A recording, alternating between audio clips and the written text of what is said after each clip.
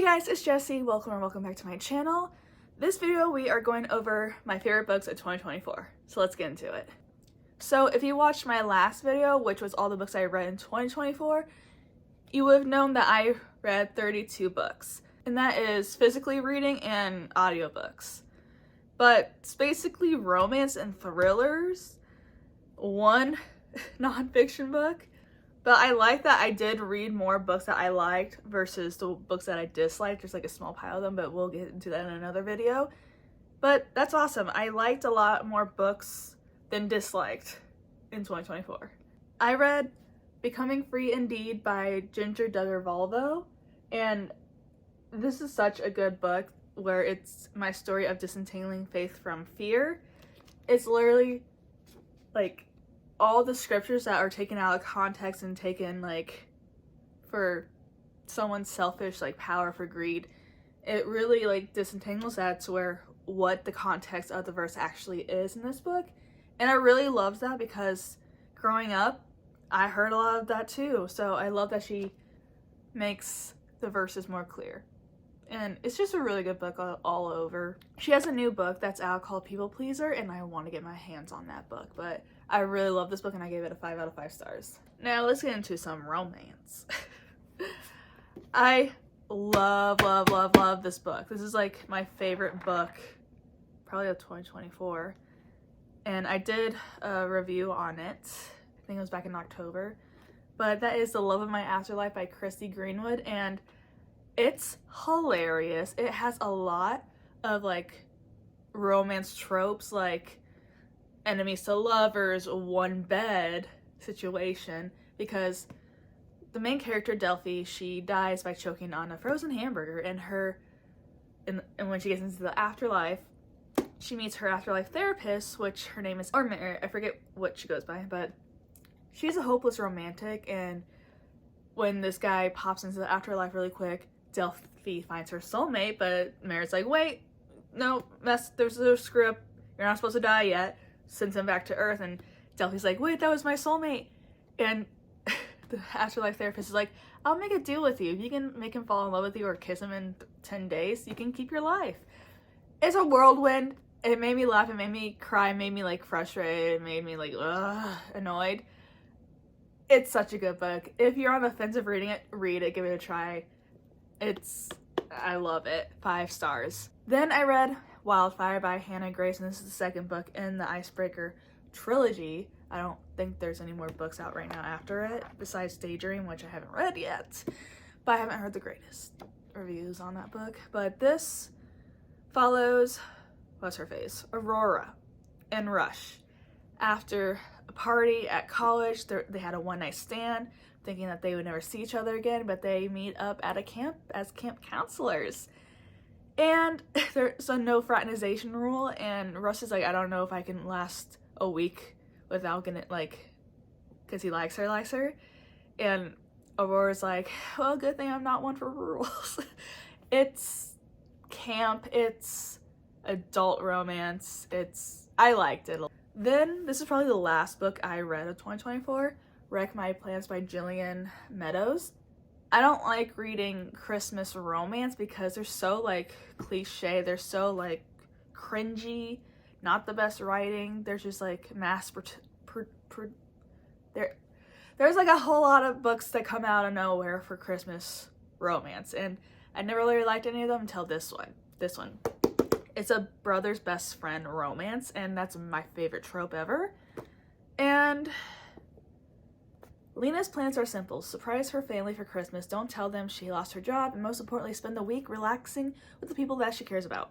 But when she arrives, she discovers she's not the only unexpected guest this year. Her brother's best friend, Gavin, is back after disappearing for 3 years without a word. He has the kind of charm Lena has always been drawn to, but she knows he's also the kind of temptation she needs to stay away from. Gavin has built his architecture career out of planning strategies for dealing with the unexpected, but he didn't have a strategy for the possibility of seeing Lena again. Though he's been dreaming of her since the day he left, he can't risk giving it into his feelings when they could upend the only family he has ever had. Yeah. Just friends, or are they more? I gave this a 4 out of 5 stars, I'm pretty sure. Then I read this whole series, and why don't we just knock them out by showing all 3 books in the trilogy? Get it? Punny? Knock them out. This is a knock them out trilogy. Yeah. Yeah. This book, Things We Never Got Over by Lucy Score. What's it about? It's been a while since I read it. Knox Morgan doesn't tolerate drama, especially in the form of a stranded runaway bride. Naomi Witt is on the run, not just from her fiance in a church full of well-wishers, but from her entire life. Although if you ask her, Naomi's riding to the rescue of her strange hot mess of a twin. A rough around the edges town where disputes are settled the old-fashioned way with fists and beer, usually in that order. Too bad for Naomi, her evil twin hasn't changed at all and left behind her daughter, so Naomi has to take care of her niece and figure everything out. But there's a reason bearded bad boy Barbara doesn't get involved with high-maintenance women, especially type A romantic ones. But since Naomi's life imploded right in front of him, the least Knox can do is help her out of her jam. And just as soon as she stops getting into new trouble, he can leave her alone and get back to his quiet, solitary life. At least that's the plan. I love this book. I love this series. It's very adult. It's very steamy. But I couldn't get enough. And I love how thick these books are. Like, when I ask for, like, adult romance or just, like, a romance book in general, I want it like this. I want to be immersed in the story. I want to get to know it. I just want it all. I love it when these books are thick. Romance books are thick. I love it. And then, I get mixed up. What are you? 2. Okay. The second book in the series, Things We Hide from the Light by Lucy Score. I'm losing my voice. This is about Knox's brother. Love stories in this book, and the girl that comes to town to figure something out. I think she's like a bounty hunter. She's a bounty hunter. She and Knox, this is their love story, and it's quite interesting because he's a police officer and she's a bounty hunter, and they just don't mix until they do. The last book in the series is Things We Left Behind by Lucy Score, and this is about the friend of the 2 brothers. They grew up, so it's like they're brothers, but it's a friend of theirs and a friend from the girls group that started in the first book, and it's more intense and more steamy than the first 2 books, but it's so good. I loved this series. I gave it a 4, maybe 4 stars out of 5. It's close. Next romance pile. Ignite by Melanie Harlow. Sometimes I like these covers, sometimes I don't. Do you guys like the cartoon ish book covers where there's like no face? Sometimes the no face creeps me out. I don't really like the cartoon covers for romance books because I need more visual, like of a human if I'm reading a book, because I don't want to picture cartoon characters for romance. I don't know, I like seeing a human, I guess. Anyways, my new neighbor is a firefighter and a scorching hot single dad, but I swear I didn't set off the fire alarm. And I was mortified when he rushed in and saw me naked. Nothing happened, of course, because I, Winnie, romance junkie and owner of a constantly broken heart, has sworn off men for a solid year.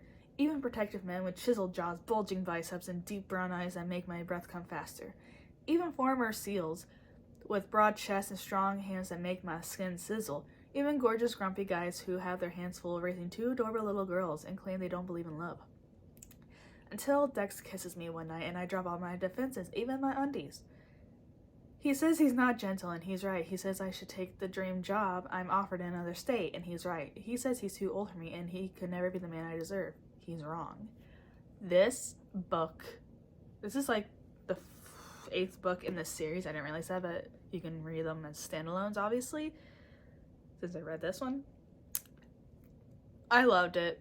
I give it a 5 out of 5 stars, and I think I have the first book in the series, which deals with, I think, the female main character's family. Don't hold me to that. Yeah. I don't know, but I love this and I do recommend it. Just look at it. Then we have a whole alien romance series, I think. My Goodreads says I read this one, but I don't think I did in 2024, but oh well. The, what's it called? Obsidian series by Jennifer L. Armentrout. It's an alien romance, and I love it so much. Onyx, Opal, Focus, Opal, Origin, I need to take that dang sticker off. Origin, and Opposition. It's like a dystopian alien romance, and it's amazing. And I can't tell you what these books are about because I'll spoil it. Where's Obsidian? Where are you? Okay. Obsidian, first book in the series. When we moved to West Virginia, right before my senior year, I'd pretty much resigned myself to thick accents, dodgy internet access, and a whole lot of boring, until I spot my hot neighbor with his looming height and eerie green eyes. Things were looking up, and then he opened his mouth. Damien is infuriating, arrogant, stab-worthy. We do not get along at all, but when a stranger attacks me and Damien literally freezes time with a wave of his hand, well, something unexpected happens. The hot alien next door marks me. You heard me. Alien. Turns out Damien and his sister have a galaxy of enemies waiting to steal their abilities, and Damon's touch has lit me up like the Vegas Strip. The only way I'm getting out of this alive is by sticking close to Damon until my alien mojo fades. If I don't kill him first myself, that is. If that sounds intriguing to you, get the book. Get the whole series while you're at it. I give this whole series a 5 stars, because I loved it. Okay, now on to the thrillers. The House Across the Lake by Riley Sager. This book, what is it? Casey Fletcher, a recently widowed actress trying to escape a streak of bad press, has retreated to the peace and quiet of her family's lake house in Vermont. Armed with a pair of binoculars and several bottles of bourbon, she passes the time watching Tom and Catherine Royce, the glamorous couple living in the house across the lake. They make for good viewing. One day on the lake, Casey saves Catherine from drowning, and the two strike up a budding friendship. But the more they get to know each other, and the longer Cassie watches, the more it becomes clear that Catherine and Tom's marriage isn't as perfect as it seems. When Catherine suddenly vanishes, Cassie immediately suspects Tom of foul play. What she doesn't realize is that there's more to the story than meets the eye. It's good. I liked it. It's not my favorite of Riley Sager's, but it was good. I gave it a 4 stars out of 5. What? I said that weird. 4 stars out of 5. Then I read Good Girl, Bad Blood by Holly Jackson. This is the second book in the Good Girls Guide to Murder trilogy. And this follows solving a case that her friend's brother is missing. Then I read The Butcher and the Wren by Alana Urquhart. This is a horror book, but it's not that bad. There's one scene at the very beginning that's like, ugh, but it's fine. Beyond that, I'm just desensitized. The main character is a serial killer, and then we have the other main character, which she's an autopsy technician, and it's a cat and mouse chase between him keeping on murdering people and her finding him before he murders someone else. And it's very interesting, and it's like 2 point of views, and the author is an autopsy technician herself, so she get like straight from the morgue like information on what the autopsy technician in the book is going through. It's so intriguing, but I will say the writing is a little choppy at the beginning, but either I got used to it or it got better. I don't know which one it was, but this was a 4 stars out of 5 for me. Then we have Listen for the Lie by Amy Tintera, and I listened to this on audiobook. Lucy and Savvy were the golden girls of their small Texas town. Pretty smart and enviable. Lucy married a dream guy with a big ring and an even bigger new home. Savvy was the social butterfly, loved by all, and if you believe the rumors, especially popular with the men in town. But after Lucy is found wandering the streets covered in her best friend Savvy's blood, everyone thinks she is a murderer. It's been years since that horrible night, and the night Lucy can't remember anything about. And she has since moved to LA and started a new life, but now the phenomenally huge hit true crime podcast Listen for the Lie and a so good-looking host, Ben Owens, has decided to investigate Savvy's murder for the show's 2nd season. Lucy is forced to return to the place she vowed never to set foot in again, even if she is the one who did it. The truth is out there. We just have to listen. This was good, but the ending fell flat for me, and I talk about it more in a book review I did. I think it was November's book review, I forget, but it was good. Then we have The Boyfriend by Frida McFadden. This is my first Frida McFadden book. And Sydney Shaw, like every single woman in New York, has terrible luck with dating. She's seen it all: men who lie in their dating profile, men who stick with her with the dinner bill, and worst of all, men who can't shut up about their mothers. But finally she hits the jackpot. Her new boyfriend is utterly perfect. He's charming, handsome, and works as a doctor at a local hospital. Sydney is swept off her feet. Then the brutal murder of a young woman, the latest in a string of deaths across the coast, confounds police. The primary suspect, a mystery man who dates his victims before he kills them. Sydney should feel safe. After all, she is dating the man of her dreams, but she can't shake her own suspicions that the perfect man may not be as perfect as he seems, because someone is watching her every move, and if she doesn't get to the truth, she'll be the killer's next victim. I liked this book, and I love that synopsis, but I don't really feel like the synopsis is what we read in the book. It's a good book. It's such a twist at the end that I did not see coming. I was actually really shocked about it. The beginning, middle, just kind of okay, but if it wasn't for the ending, it would just been meh.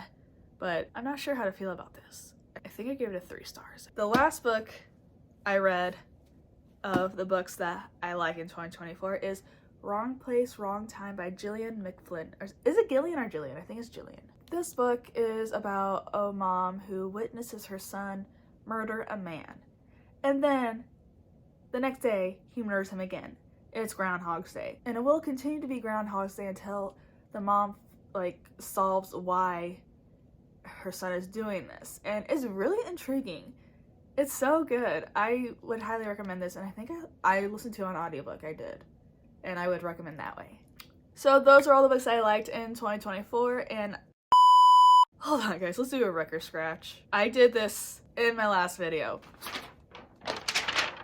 Forgot the ones that I don't own that I read. Okay, let's see how many there are. Okay, there's 4. So I listened to As Good as Dead by Holly Jackson, and this was a 4 stars. And this follows Pip in her podcast and solving another crime that's unsolved that the police won't give time of day for. But she starts finding things that this person is leaving on her doorstep to try to scare her into not solving this case. So she becomes a target.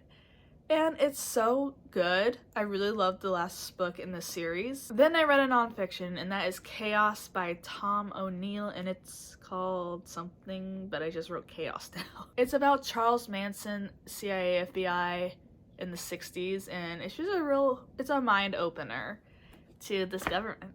Then I read Fourth Wing by Rebecca Yarros, and I don't know how to summarize fantasy books because there's a lot going on. From what I remember, I listened to an audiobook, and it's so good because main character, forget her name, her dragon starts talking.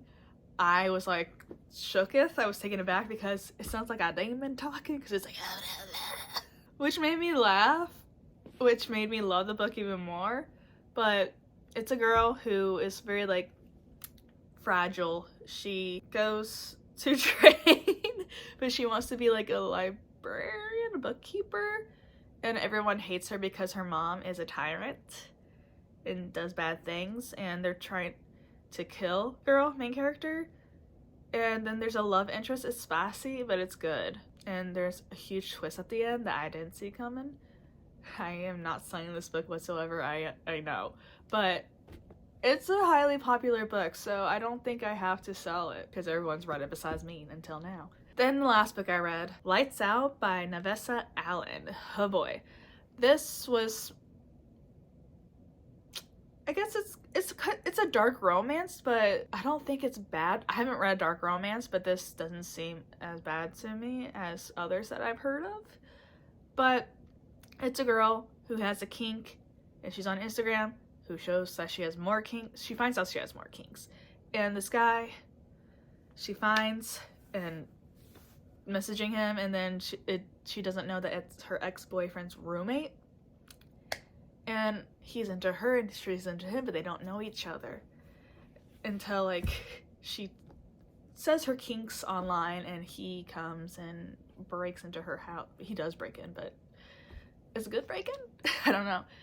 And he wears a mask during the thing, and that's how he keeps his identity, and it's funny. I love him.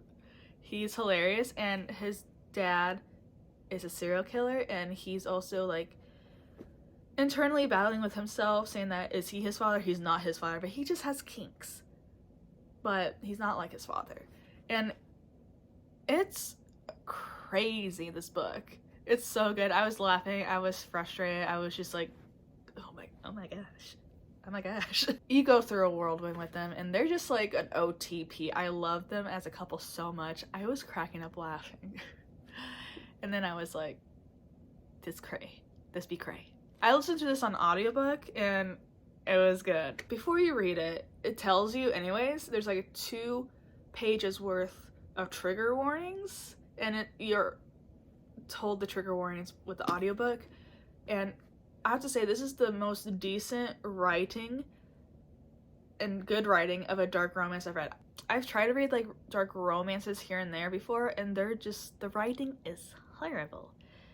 And until I've read this book, I didn't care for dark romances, because there's such, like, for me at least, dark romance books like just came out of nowhere with like mass multiplying of different authors of different like dark romances. And sometimes, like Christmas romance books, the writing is not great, the plot is cringy, the writing is cringy.